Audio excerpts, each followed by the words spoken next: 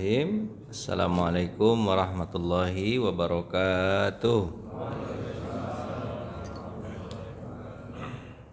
Alhamdulillah alladzi bi ni'matihi tatimmus shalihat. Asyhadu an la ilaha illallah wa asyhadu anna Muhammadan abduhu wa rasuluhu la nabiyya ba'da amma ba'du. Allahumma ati nufusana taqwaha wa zakkiha wa anta khairu man zakkaha anta waliyuha wa maulaha. Allahumma alimna bima 'allamtana wa alimna bima yanfa'una wa zidna ilma. Kemarin kita cerita tentang di akhir-akhir Minhajul Qasidin ini, pembahasan terakhir itu adalah tentang meninggalnya Rasulullah dan 4 khulafa'u rasyidin.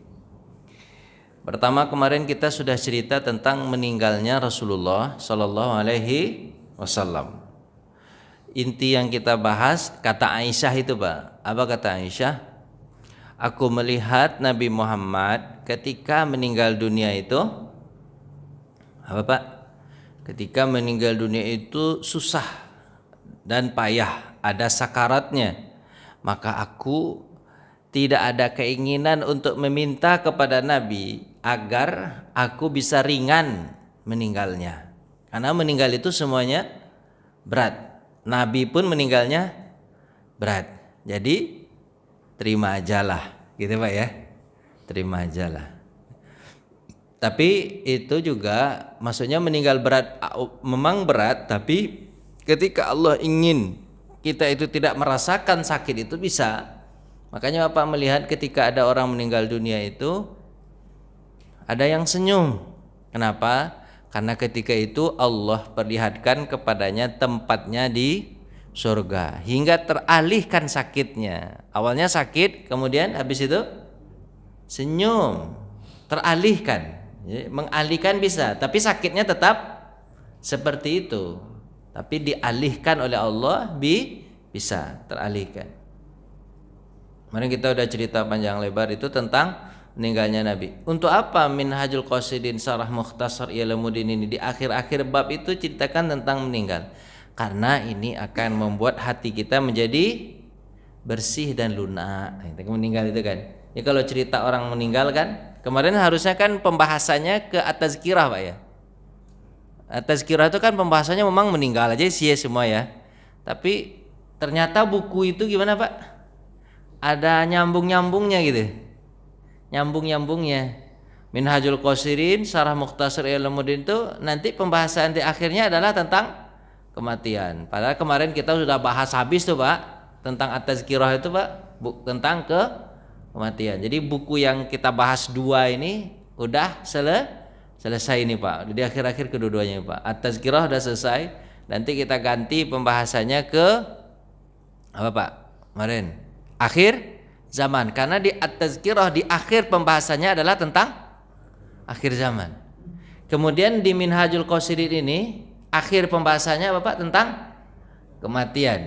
Setelah kematian itu pembahasannya nanti diawali lagi dengan buku baru yaitu tentang adab. Namanya buku nanti kita bahas Adabul Mufrad. Jadi nggak selesai ngaji ini, Pak. Ada aja nyambungnya, selahnya di mana. Bapak pasti nggak paham ya, harus dilihatin bukunya. Saya lupa bawa bukunya. Salah saya bawain buku. Ini bukunya. Pak beli ya. Kita bahasnya bukunya. Baik. Sekarang ketika Nabi meninggal dunia, kan diceritain di awal Nabi meninggal dunia.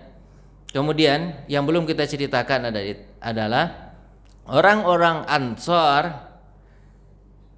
Ansor ketika sudah ketahuan Nabi meninggal dunia, karena ketika itu sudah ada Abu Bakar datang. Kalau Abu Bakar bilang, kan Umar ketika itu marah-marah, Pak ya, marah-marah. Siapa yang berani? Dia naik ke atas mimbar masjid, kemudian dia berkata, siapa yang berani mengatakan Nabi Muhammad meninggal, aku penggal dunia, aku penggal kepalanya. Tujuannya apa, Pak? Tujuannya itu adalah supaya tidak tersebar isu kalau Nabi Muhammad meninggal, nanti musuh-musuh bisa apa, Pak? Bisa menyerang. Karena ketika itu Islam lagi bagusnya, tahu-tahu pemimpinnya meninggal. Jadi itu niat Umar begitu. Satu lagi niat Umar itu adalah Umar itu nggak bisa nerima Nabi itu meninggal dunia, saking cintanya itu, saking cintanya. Itu makanya dia di atas mimbar. Tahu-tahu kan kisah itu kan Abu Bakar kan agak terlambat datangnya karena dia mengurusin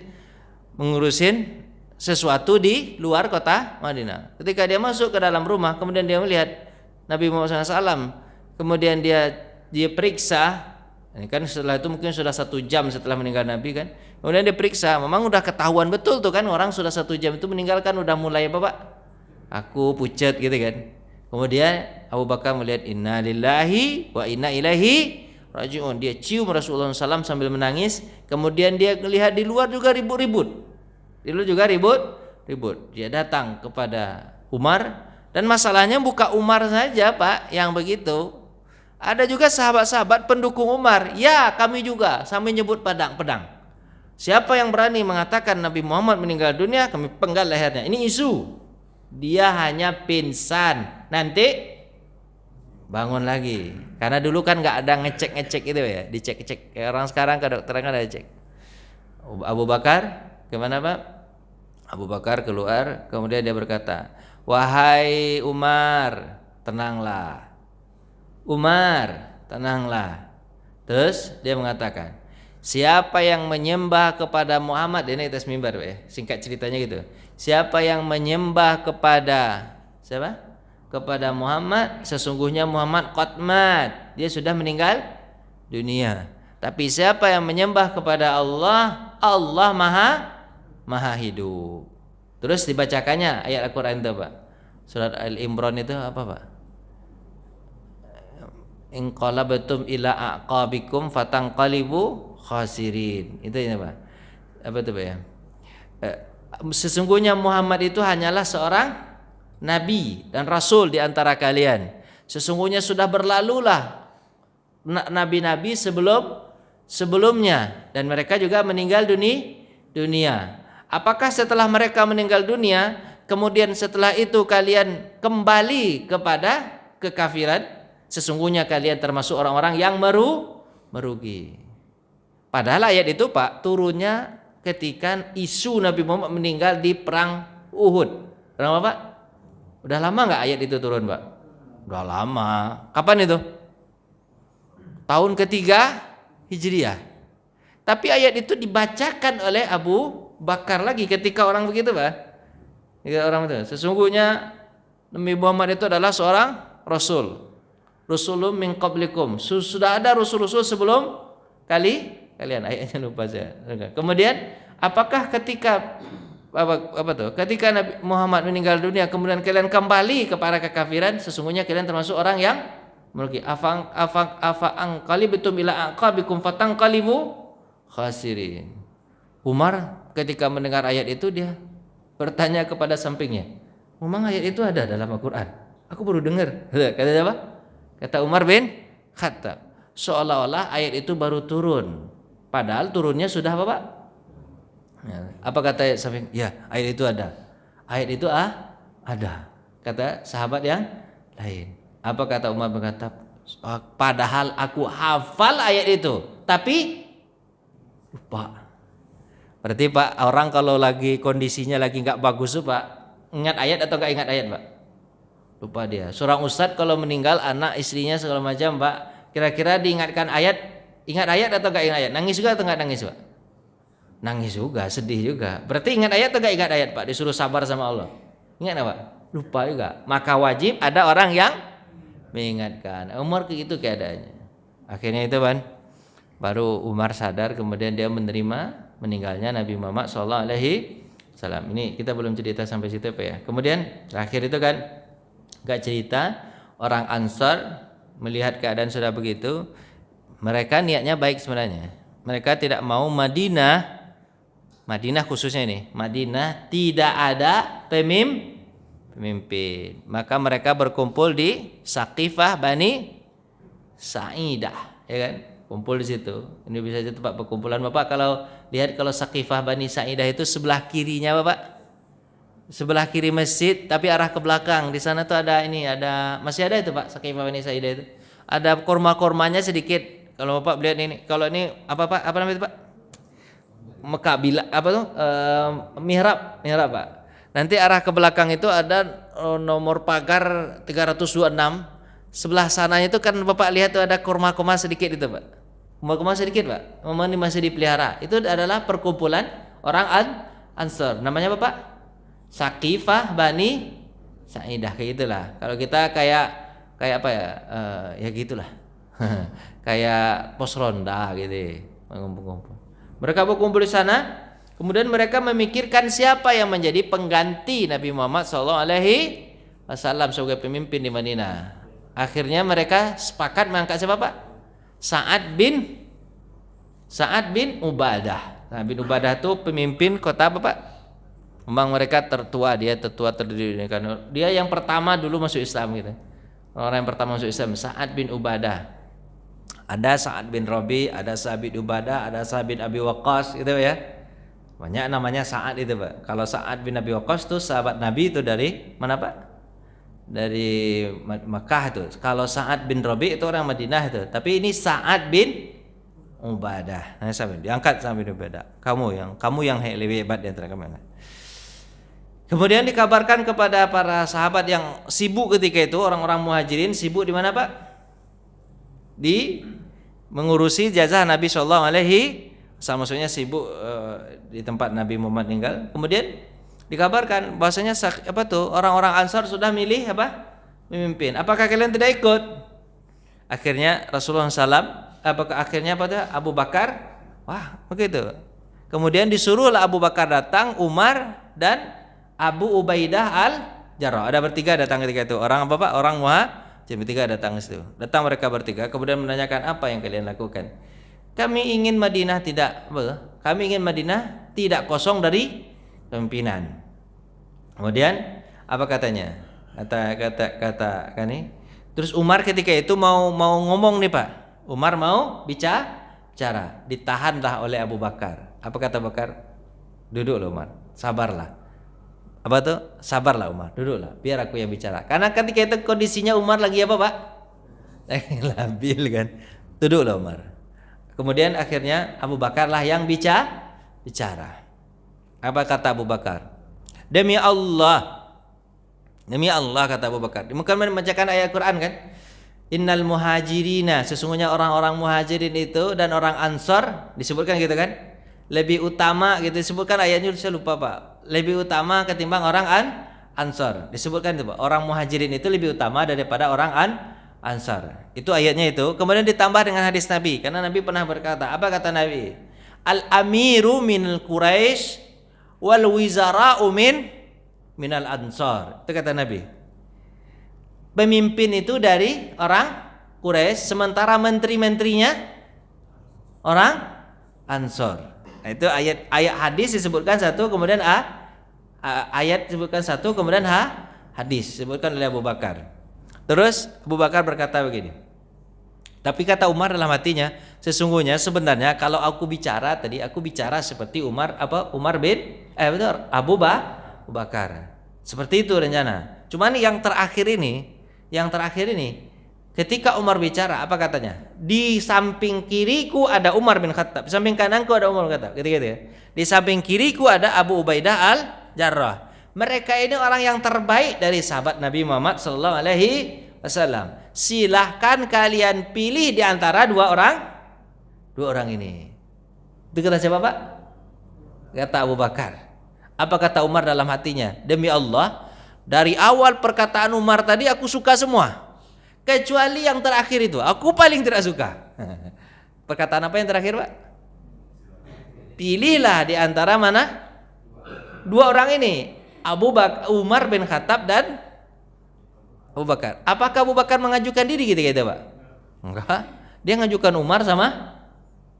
Kemudian baru Umar bin Khattab berdiri. Kemudian dia katakan, demi Allah, aku lebih setuju kalau Abu Bakar yang diangkat menjadi pengganti Nabi Muhammad SAW. Kenapa? Karena dia langsung disebutkannya itu apa namanya? Apanya itu? Ciri-ciri itu? Kehebatan Abu Bakar. Pertama, apa katanya Pak? Abu Bakar itulah menemani Nabi hijrah. Abu Bakar itulah apa Pak? Orang yang pertama masuk Islam. Abu Bakar itu yang disuruh oleh Rasulullah untuk menggantikan menjadi imam. Disebutkannya ciri-ciri itu, Pak. Dan tidak ada yang lebih baik di antara kami ini kecuali Abu Bakar ini. Maka langsung dia menjabat tangan Abu Bakar, kemudian dia berkata, aku berjanji setia, kau adalah pemimpinnya. Langsung gitu, Pak, dijabatnya, Pak. Abu Bakar lah menjadi pemimpinnya. Semua orang ketika itu setuju, gitu, secara aklamasi, Pak, ya. Setuju. Ya, kata Abu Ubaidah Jarrah, aku setuju. Abu Bakar lah menjadi pemimpinnya. Dijabat tangan Abu Bakar. Mana tanganmu Abu Bakar? Mana sini? Dijabat tangan Abu Bakar. Kemudian diikuti oleh orang-orang Ansar secara sukarela. Jadilah hari itu Abu Bakar menjadi khalifah. Kan singkat ceritakan banyak yang dilakukan Abu Bakar, Bapak ya. Banyak sekali Abu Bakar. Awal saja Abu Bakar menjadi khalifah, Pak. Tantangan yang pertama apa, Pak? Besar sekali, Pak. Hampir seluruh daerah yang masuk Islam murtad. Yang tidak murtad hanya 2 daerah. Apa itu, Pak? Mekah dan Madinah. Selainnya itu, Pak, Yaman. Ada siapa, Pak? Abul Aswad Al-Ansi. Itu nabi palsu, Pak. Kemudian Yamamah. Ada siapa? Musailamah Al-Kadzab. Dan banyak lagi, apa, Pak? Nabi-nabi bermunculan ketika itu. Habis itu, Pak, satu orang-orang murtad hampir Yaman, Oman, Uni Emirat Arab, Qatar, Kuwait, kan itu yang sudah dilakukan Nabi. Hampir semuanya jadi apa, Pak? Murtad. Yang tidak murtad hanya siapa, Pak? Mekah dan Madinah aja. Cuma itu aja yang tidak murtad. Kemudian apa, Pak? Ada lagi di antara mereka itu yang tidak mau bayar zakat. 2 itu ancaman luar biasa, Pak. Akhirnya Abu Bakar pertama yang dia lakukan apa, Pak? Memerangi orang yang murtad biar dia kembali kepada agamanya. Berarti, Pak, di sini pemahamannya murtad boleh hanya 1 kali. Kalau sadar, kalau tobat diterima. Kan sebagian mereka kan tobat nanti, Pak, ya. Walaupun di antara mereka ada yang terbunuh. Berarti boleh sekali. Makanya Bapak kalau ingin murtad, sekali ini coba. Tapi jangan coba-coba lah. Coba bayar zakat. Bayar zakat juga diperangi sama Nabi Muhammad SAW. Abu Bakar diperangi. Gitu kan? Kan banyak tuh kan. Akhirnya kan singkat cerita kan diselesaikan sama Abu Bakar. Padahal Bapak tahu kan? Tentara ketika itu Mekah Madinah itu hanya sedikit. Sementara mereka kan banyak tuh, Pak, ya. Dikeluarkan semua sama siapa, Pak? Abu Bakar. Apa kata Umar bin Khattab? Abu Bakar, bisa terancam ini Mekah dan Madinah kalau semuanya kau keluarkan. Apa kata Abu Bakar? Demi Allah, aku akan memerangi orang yang murtad dan orang yang tidak mau membayar zakat. Tidak aku bedakan antara orang yang meninggalkan sholat dan membayar zakat. Harus diperangi. Akhirnya orang-orang Yaman, Oman, Uni Emirat gitu-gitu ya. Orang Syam gitu sudah taklukkan sebagian itu, Pak. Mereka itu mengira bahwa Abu Bakar ini kok berani betul. Pasti yang dikeluarkan ini tentara hebat, kemudian pasti yang ada di Madinah lebih banyak. Gitu kan? Karena apa, Pak? Dikeluarkan. Berarti kan orang kalau ngeluarin pasti di dalamnya masih apa, Pak? Ada pertahanan. Ini padahal tidak ada, Pak, sama sekali, Pak. Ada, dikeluarin semuanya. Akhirnya kan cerita kan bisa dilakukan. Banyak yang lakukan Abu Bakar, Pak. Selesai. Di terakhir ini sebelum kita masuk ke sini ke wafatnya Abu Bakar, ceritain sedikit. Gini kan ketika Ali pernah ditanya nih, Pak. Ali bin Abi Thalib. Ali pernah ditanya, "Ya Ali, di antara para sahabat yang paling berani menurutmu siapa?" Kalau Bapak jawabnya siapa kalau Bapak ditanya? Di antara sahabat bin Khattab yang paling berani siapa? Umar bin Khattab. Itu menurut jawaban Bapak. Tapi kalau menurut jawaban Ali, Abu Bakar. Padahal Bapak tahu kan Abu Bakar itu orangnya gimana, Pak? Lembut segala macam. Tapi Ali jawabnya siapa, Pak? Abu Bakar. Yang paling berani adalah Abu Bakar. Apa alasan Ali kenapa Abu Bakar, Pak? Pertama, dia yang menemani Nabi Muhammad hijrah. Berarti ini adalah orang yang paling berani dan paling kuat. Itu kan? Dia disuruh Nabi untuk kenapa enggak Umar dipilih sama Nabi? Kenapa kok Abu Bakar satu? Kemudian yang kedua Pak, di Mekah itu kan ada Umar Pak ya, ada Umar. Kalau Nabi dipukulin sama orang Mekah atau orang Quraisy, yang membela itu hanya yang berani Pak. Yang berani siapa Pak? Abu Bakar. Sampai Abu Bakar pingsan membela Nabi Muhammad SAW. Padahal ketika itu ada Umar Pak. Abu Bakar itu nggak takut mati. Berani nggak ini Pak? Walaupun dia lembut tapi berani sebenarnya. Dia nggak takut mati Pak. Sampai pingsan. Besok Nabi dipukulin, dia ikut lagi membela Nabi Muhammad Pak. Nggak takut Abu Bakar itu Pak. Ketika hijrah yang seperti Pak sampaikan tadi, Abu Bakar itu siap mati demi Nabi Muhammad. Ketika Nabi Muhammad jalan kan, ketika hijrah itu Abu Bakar kan kadang-kadang di belakang, kadang-kadang depan, kadang samping kanan, samping kiri. Ditanya sama Nabi, kenapa kau begini wahai Abu Bakar? Apa jawab Abu Bakar? Nanti kalau ada panah dari belakang biar aku dulu yang kena. Dimanapun ada panah biar aku yang kena ya Rasulullah, nggak apa-apa. Daripada kau yang meninggal. Berani nggak Pak? Berani. Abu Bakar itu berani Pak orang. Coba lihat lagi. Kata Ali bin Abi Thalib, di mana letak beraninya Abu Bakar itu? Ketika Nabi menyuruh sahabat untuk berinfak, Abu Bakar luar biasa beraninya Pak. Apa beraninya Pak? Dibawanya seluruh hartanya, diinfakkannya untuk jalan Allah. Ditanyakan oleh Rasulullah kepada Abu Bakar, apa yang kau tinggalkan untuk anak dan istrimu? Apa jawabannya Pak? Allah dan Rasulnya. Berani nggak? Jadi Abu Bakar itu Pak, beraninya itu luar biasa Pak. Nggak takut miskin, nggak takut mati demi agama. Bukankah itu berani? Jadi keberanian itu bukan terlihat dari besarnya badan, kuatnya, bukan. Tapi dari apa Pak?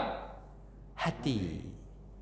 Makanya Ali mengatakan di antara sahabat yang paling berani siapa?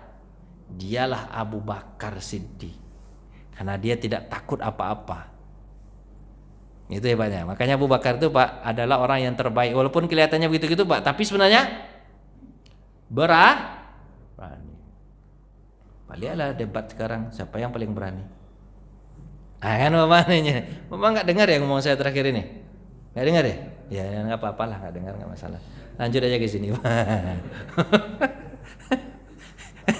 Siapa yang berani Pak? Di antara itu siapa yang berani? Udahlah terus sini aja lah sini.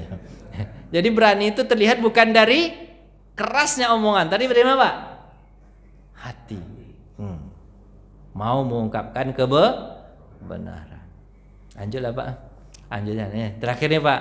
Sudah Bapak lihat kan, gitu kan. Habis terakhir apa nih Pak? Wafatnya udah banyak yang dilakukan Abu Bakar, kemudian dia wafat. Dari Abu Malih meriwayatkan bahwa saat kematian datang Abu Bakar, beliau mengirimkan utusan membawa wasiat kepada Umar. Ini kan ceritanya cepat itu Pak. Beliau berkata, aku menyampaikan sebuah wasiat kepadamu wahai Umar. Wahai Umar, bila kamu berkenan menerimanya dariku, sesungguhnya Allah mempunyai hak di malam hari yang tidak diterima di siang hari. Dan sesungguhnya Allah mempunyai hak di siang hari yang tidak diterima di malam hari. Artinya tidak ada jalan lain kau harus terima ini. Itu bahasanya Pak. Tidak ada jalan lain kecuali kau harus terima ini. Sesungguhnya Allah tidak akan menerima amalan yang sunnah sebelum melaksanakan yang wajib. Ini wasiat ini wajib.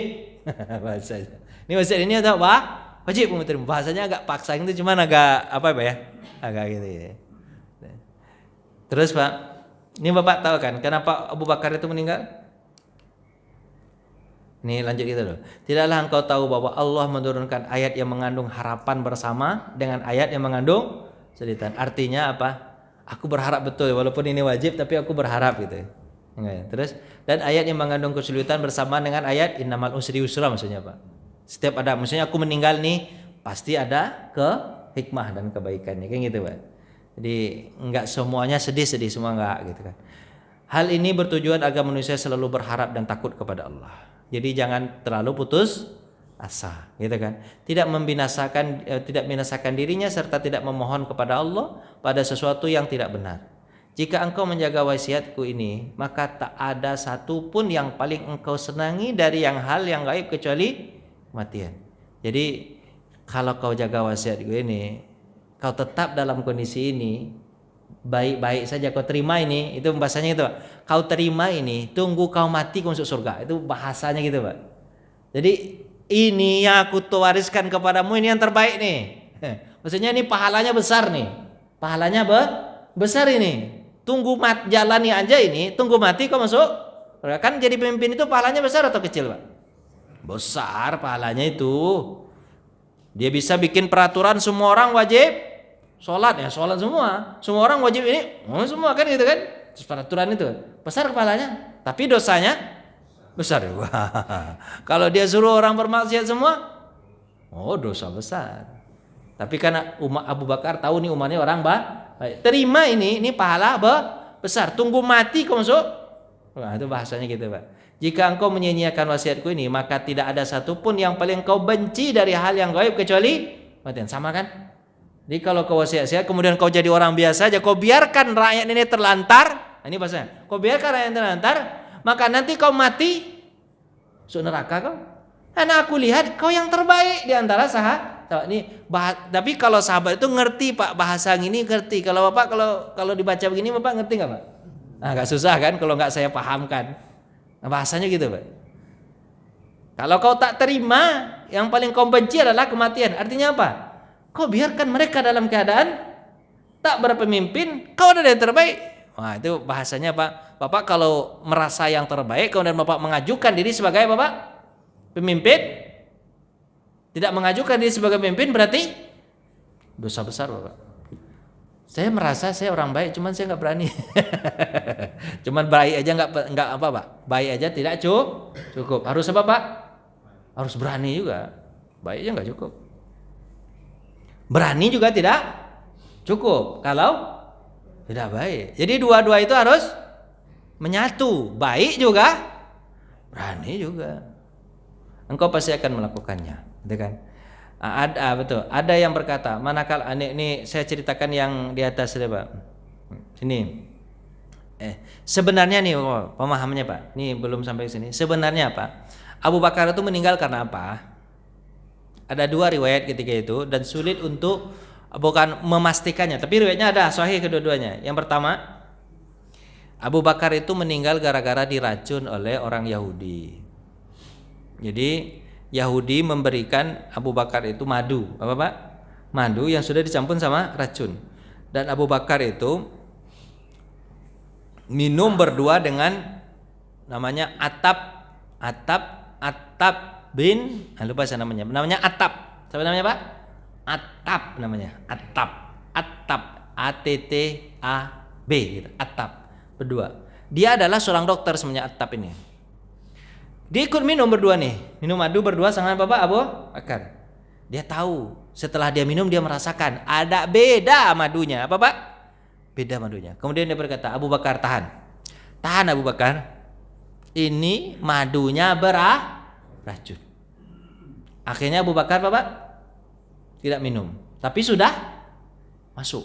Dia tidak nambah tapi sudah masuk. Attab juga begitu, sudah minum tapi berhenti minumnya. Cuma masalahnya madunya ini, Pak, madunya ini atau racunnya ini dia tidak langsung mati, Pak. Racun itu lama-lama apa, Pak? Lama-lama apa? Lama-lama menggerogoti tubuh kemudian lemah. Itu lamanya racun itu akan mematikan setahun. Hebat, Bapak bisa nggak bikin racun nggak langsung mati? Itu bagus tuh kalau ingin Bapak bunuh orang kan. Jadi nggak langsung mati kan Bapak nggak tertuduh. Hebat, orang Yahudi itu hebat. Yahudi itu kan, Nabi kan juga kena racun sama siapa, Pak? Yahudi kerjanya begitu, Pak. Sukanya bunuh orang tapi tidak terang-terangan. Dengan apa, Pak? Racun. Sebab Yahudi itu kalau terang-terangan mereka nggak berani, mereka pengecut. Tapi kan minum. Tapi itu riwayat mengatakan, setahun setelah itu baru Abu Bakar merasakan sakit luar biasa. Efek dari apa, Pak? Racun yang setahun yang lalu. Termasuk juga Attab dan Abu Bakar itu meninggal di Makkah. Dan dia juga meninggal di hari yang sama seperti meninggalnya Abu Bakar. Nah, itu sampai begitu, Pak. Luar biasa racunnya itu, Pak. Meninggalnya pas di hari yang sama lagi. Hebat nggak racunnya itu, Pak? Hebat, Pak. Habis itu, Pak, ada riwayat mengatakan Abu Bakar itu kalau kita gabungkan kedudukannya bisa sebenarnya. Abu Bakar itu merasa badannya terbakar karena racun itu, Pak. Padahal ketika itu musim dingin, tapi merasa badannya sangat panas. Kemudian Abu Bakar memaksakan diri malam hari yang dingin mandi. Nah, ini karena racun itu, kemudian dia memaksakan diri malam hari mandi. Penyebabnya lagi bertambah-tambah lagi karena mandi malam di musim dingin, bertambah lagi penyakit Abu Bakar, makin demam Abu Bakar itu. Ah, itu riwayat kenapa Abu Bakar meninggal dunia. Tapi rata-rata Pak, seluruh sahabat itu berarti nggak aman dari Bapak mati biasa ya. Semuanya rata-rata matinya Bapak dibunuh. Abu Bakar meninggal karena diracun. Umar meninggal karena ditusuk oleh orang Persia, orang Majusi. Ya kan? Abu Lu'ah. Kemudian Utsman dibunuh oleh kaum munafik lah bahasanya Pak. Tapi sebenarnya ada Yahudi juga di situ. Abdullah bin Sabah yang memprovokasi massa untuk membunuh Utsman bin Affan. Dia dibunuh oleh sebab massa. Tapi di belakangnya siapa Pak? Yahudi Abdullah bin Sabah yang pura-pura masuk Islam. Berarti munafik besar ya. Kemudian Ali bin Abi Thalib dibunuh oleh siapa Pak?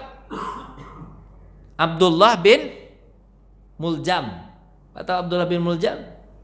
Abdullah bin Muljam itu adalah orang Khawarid, gitu kan? Orang Khawarid. Kalau kita sekarang disebut mungkin apa namanya? Orang ekstremis Pak ya. Teroris ya, apa teroris Pak? Kenapa kok bisa ini? Kenapa Pak? Kenapa kok dia mati ini Pak? Gitulah. Karena nggak disentuh-sentuh jadi begitu dia ya. Dia kalau disentuh ngambek dia. Habis itu Pak, ini apa Pak? Dah lanjut. Jadi ketika itu riwayat. Kemudian ini ketika Abu Bakar meninggal. Enggak respon lagi ya. Cabut dulu. Cabut. Ulang lagi.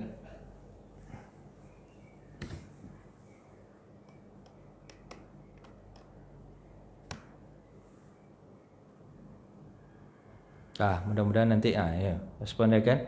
Ini Pak, ketika Abu Bakar sedang sakit, dia muncul nggak? Ketika Abu Bakar sedang sakit itu Pak, hadis ini datanglah siapa Pak? Aisyah. Kemudian Aisyah berkata, maksudnya aku bersumpah. Pokoknya ya saya berkata gitu, aku bersumpah wallahi, kayak itu bahasanya gitu. Wallahi itu kan bukan artinya sumpah juga, benar-benar. Bahasa wallahi itu juga artinya apa Pak? Benar-benar gitu. Apa gunanya kekayaan bagi orang yang apabila sudah sempit tenggorokannya? Maksudnya Bapak sudah sakaratul maut. Jadi perkataan itu seperti perkataan apa Pak ya? Agak putus asa gitu lah Pak. Bukan putus asa, itu perkataan apa ya? Kira-kira begitulah. Tapi kan betul juga perkataan Aisyah, betul nggak Pak? Apa gunanya harta kalau sudah mau meninggal dunia? Tapi Abu Bakar dari celah begitu masih aja apa tuh Pak? Masih aja punya apa tuh ya? Hati yang bersih menghadap Allah. Kan harusnya sebenarnya Aisyah itu apa namanya itu ya? Sedih melihat ayahnya meninggal dunia. Itu kan apa gunanya harta kalau seandainya sudah. Tapi Abu Bakar menjawab, apa kata Abu Bakar? Membuka wajahnya kemudian dia berkata, jangan begitu wahai Aisyah. Kalau kau ingin ucapkan begini, ayat Al-Quran. Wajaat sakaratul mauti bil haqqi zalika ma kunta minhu tahid. Itu ayat Quran tuh Pak ya. Dan datang sakaratul maut, benar-benarlah maksudnya sakaratul maut itu memang betul-betul ada, itulah apa tuh? Itulah yang kamu selalu lari darinya. Artinya kan terbalik ini Pak ya. Kalau Aisyah mengatakan, aduh, apa gunanya harta kalau sudah sakaratul maut, itu kan indikasinya agak sedih lah. Tapi kalau Abu Bakar indikasinya bahagia. Apa itu Pak? Sudah datang sakaratul maut, betul-betul datang, kau lari darinya. Artinya apa? Aku senang kalau seandainya sakaratul maut ini datang. Kalau Aisyah kan seolah-olah bahasanya itu kan nggak suka, belum terima 100% ayahnya meninggal dunia. Kalau Abu Bakar, aku terima aku meninggal dunia, malahan senang bertemu dengan Allah. Paham nggak Bapak bahasa ini? Bahasa orang Arab tuh kayak gitu Pak. Bahasanya Bapak sastra apa tuh Pak? Gimana tuh Pak ya? Bapak paham nggak bahasa begitu? Agak susah ya bahasanya ya. Orang Arab kayak gitu bahasanya, Pak. Ayo lah iyain aja lah Pak. Iya paham Ustaz itu biar saya senang nih Pak. So Bapak nggak paham ya. Kalau Aisyah melihat lagi. Kalau Aisyah mengatakan dengan katanya ini indikasinya Bapak sedih melihat Abu Bakar akan meninggal dunia. Sementara Abu Bakar malah senang atau bahagia dia akan meninggal dunia. Ini kalau Nabi kan hikmahnya Pak lihat ya, bahwasanya Aisyah nih dari Aisyah juga nih. Nabi meninggal dunia apa kata Aisyah? Aku tidak ada keinginan aku tidak ada keinginan untuk bisa dapat mati enak karena melihat Nabi matinya susah. Kalau Aisyah Aisyah yang diajarkan oleh Abu Bakar kepada Aisyah, jangan kau lari dari kematian. Terimalah, ini adalah puncak kebahagiaan orang muslim. Jadi dua ini Pak paham nggak? Paham aja lah Pak. Paham gitu. Oh gitu. Jangan Bapak lari dari kematian. Ini adalah sebuah kebaikan ketika Bapak meninggal dunia. Kenapa Pak? Ketemu dengan Allah Subhanahu wa taala. Memahamkan juga kepada kita bahwa Abu Bakar itu, ya kan? Abu Bakar itu senang akan meninggal dunia. Jadi kita harus apa Pak? Senang akan meninggal dunia. Ya Bapak jangan lari, senanglah. Bapak senang nggak kamu mati? Bapak ditanya nggak mau jawab. Senang nggak kalau mau mati? Belum siap ya. Siap atau nggak siap? Dia datang juga, makanya harusnya gimana? Bapak harus siap. Masalahnya Bapak nggak siap pun mati juga. Nggak ada cerita nggak siap. Bahasanya gitu, kasar betul ya bahasanya Pak ya. Harus siap. Ya gimana lagi Pak? Makanya persiapkanlah hari kematian itu. Nah, istighfar terus ya gitu Pak. Inilah Bapak Abu Bakar ini Pak, suka dia dengan kematian ini bertemu dengan Allah. Diajarkan Abu Bakar gitu. Terus dalam rasa cinta Abu Bakar terhadap Rasulullah menjelang wafatnya, Abu Bakar berpesan kepada Aisyah. Aisyah, kata Rasulullah bahwa beliau ingin kata Rasulullah kepada Aisyah, Aisyah, kau lihat bajuku tuh kan? Dia kan bajuku tuh kan? Ya kan? Gunakanlah salat Aisyah bahwa beliau ingin baju yang biasa digunakan oleh siapa Pak? Abu Bakar untuk sholat berjamaah bersama Rasulullah. Apa kata Abu Bakar? Jadikan bajuku itu sebagai kain kapan ya? Nah, ini menerangkan juga Pak, nggak usah Pak, nggak usah susah-susah nyari kain kapan itu aja lah, yang ada aja. Karena nanti kalau ada kain itu untuk orang yang hidup itu lebih baik kalau ada bahan gitu. Ada bahan untuk orang hidup itu lebih baik yang ada itu aja. Yang luar biasa Pak ya. Terus apa? Mengingat baju yang tersebut telah usang, kemudian kan Aisyah menawarkan untuk kembali beli baju kain kapan. Karena kelihatan baju itu Pak usang. Namun mereka menolaknya. Orang hidup lebih berhak terhadap sesuatu ketimbang orang yang mati. Itu hadis itu ya. Hadis Nabi itu dibacakan. Al-hayy haqqu bil mayyit, itu hadis Nabi. Orang yang hidup lebih berhak terhadap orang yang mati. Maksudnya kalau apapun yang ada di dunia ini, orang yang hidup itu lebih diutamakan daripada orang yang mati. Ini misalnya contohnya gini. Ada kuburan nenek moyang Bapak di tanah. Sementara Bapak kepengen bangun rumah. Gimana caranya? Apakah Bapak tetap membiarkan kuburan itu sementara Bapak membangun rumah belum ada duit untuk bayar beli tanah? Gimana caranya? Dibongkar kuburan itu, dipindahkan ke tempat yang lain agar Bapak bisa bangun rumah di situ. Nah, itu artinya orang hidup lebih berhak terhadap orang mati. Kalau meninggal itu kan yang tinggal cuma jasadnya Pak, sementara rohnya kan sudah kembali kepada Allah Subhanahu wa taala. Dan jasad pun akan habis. Gitu Pak. Makanya itu hikmahnya kenapa kok Nabi Muhammad tidak mengizinkan kita untuk menembok kuburan. Ditandai boleh, tapi ditembok enggak. Ditembok itu kan kayak di tembok yang dikelilingi itu Pak. Jadi kan lama-lama itu aja kan, penuh nanti kan. Tapi kalau di apa Pak dikasih batu nisan segala macam itu boleh, ya kan? Supaya Bapak tidak terlalu banyak tempat untuk dipakai. Kemudian, nih sudah selesai meninggalnya siapa Pak? Abu Bakar. Meninggallah Abu Bakar, kemudian bergantilah kekuasaan kepada siapa? Umar bin Khattab. Bapak mau nanya atau lanjut? Nanya Ustaz.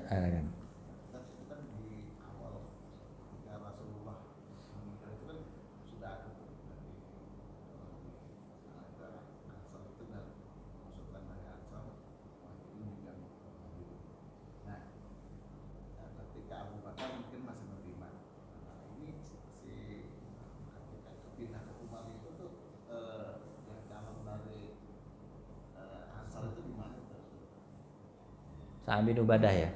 Ya. Ketika itu Sa'ad bin Ubadah sudah tidak memikirkan, ya sebenarnya dia tidak tidak mengajukan diri sebagai khalifah. Yang dia hanya diajukan oleh siapa Pak? Orang-orang Ansar, itu kan. Dia Sa'ad bin Ubadah itu luar biasa. Kalau Bapak lihat dengan hadis Nabi SAW, Sa'ad bin Ubadah adalah sahabatku yang masuk surga, itu kata Nabi Muhammad SAW. Dia orangnya luar biasa, orang dekat Nabi Muhammad SAW, dan dia ikut perang Badar.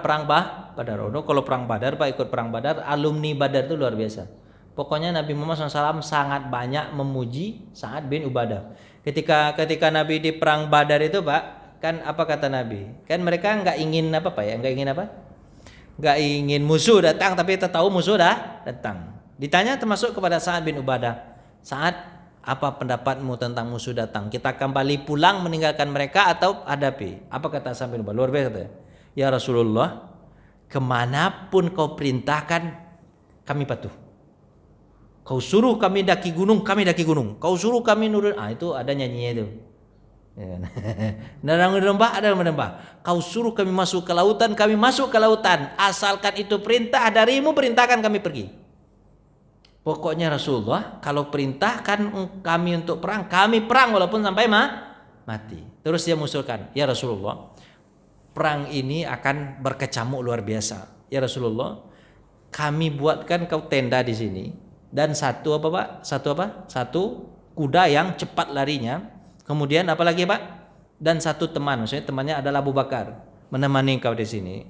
Biarkan kami perang sampai mati-matian. Kalau engkau melihat bahwa kami akan menang, maka bersyukurlah kepada Allah. Tapi jika kau melihat kami akan kalah, larilah ke Madinah, selamatkan dirimu, karena orang Madinah lebih butuh engkau daripada kami yang akan meninggal dunia. Itu luar biasa Sa'ad bin Ubadah itu Pak.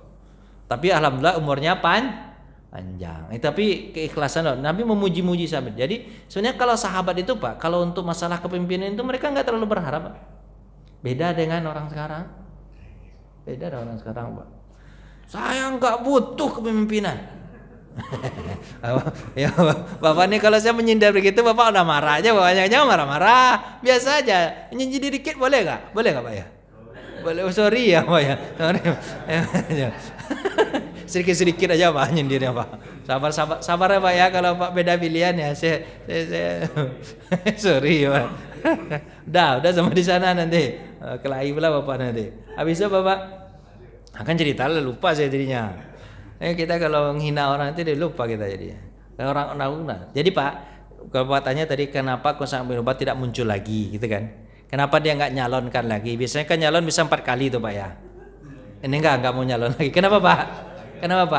Udah habis masanya. Dulu dia nggak kepengen, cuman diajukan. Sekarang kalau Abu Bakar yang minta, kan Abu Bakar notabene orang hebat ini Pak ya. Maksudnya orang yang terpandang, tidak akan mungkin pilihan Abu Bakar salah.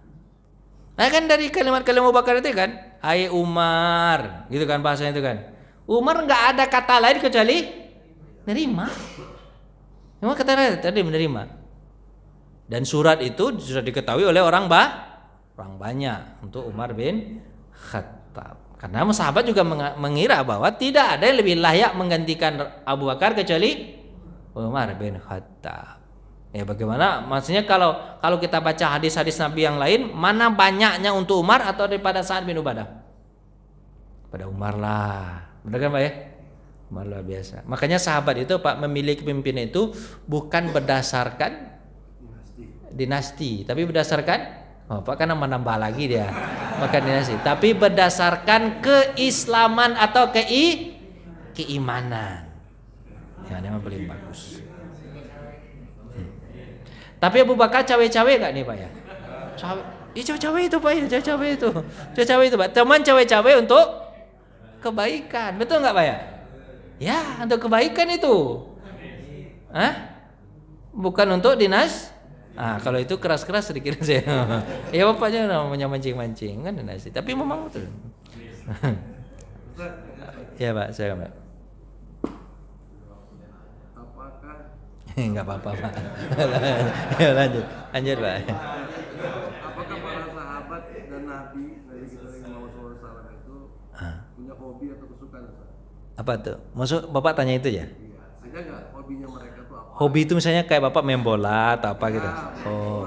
Olahraga atau apa gitu ya? Baik Pak.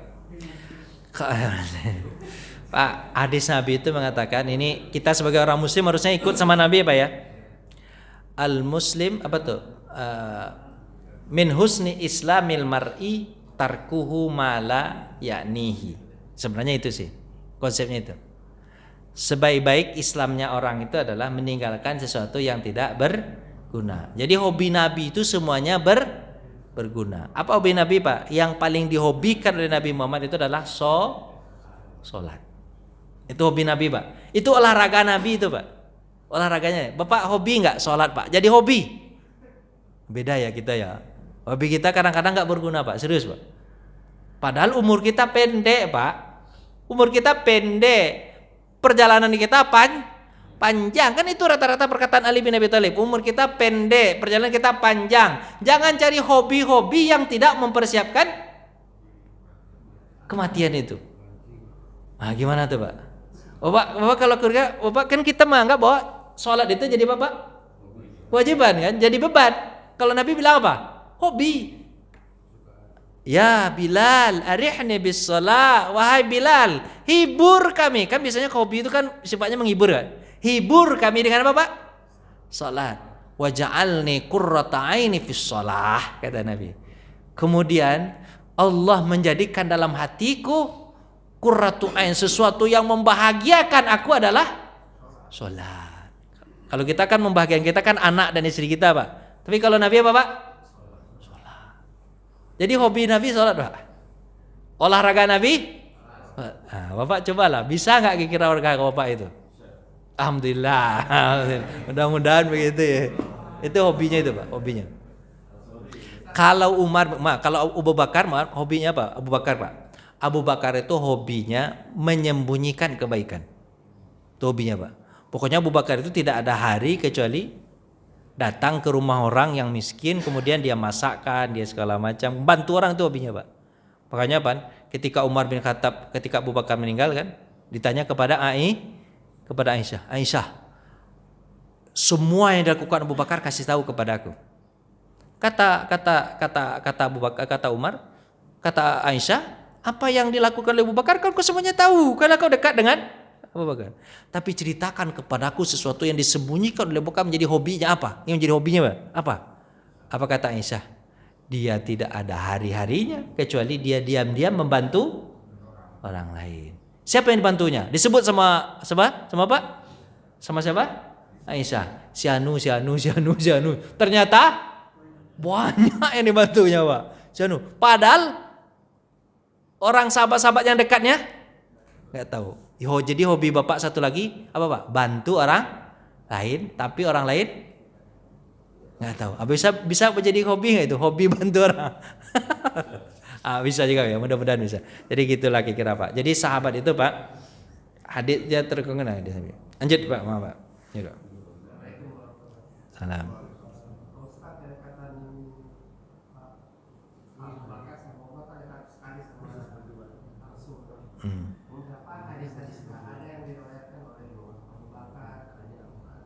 Oh gitu. Kasih ya Pak. Pertama jawabannya adalah karena kehati-hatian. Abu Bakar Umar itu takut menyampaikan apa yang disampaikan Nabi salah dari omongan dia. Maka yang pertama apa Pak? Kehati-hatian. Dia takut kalau salah sedikit nih Pak katanya kan bisa berubah maksud. Berdosa sampai hari kiamat. Itu Abu Bakar dan Umar. Sahabat-sahabat yang besar itu Pak ya, yang dekat dengan Nabi itu Pak. Kecuali Ali banyak meriwayatkan hadis. Tapi kalau yang lain Pak, enggak banyak. Abu Bakar, Umar, Utsman itu enggak banyak meriwayatkan hadis.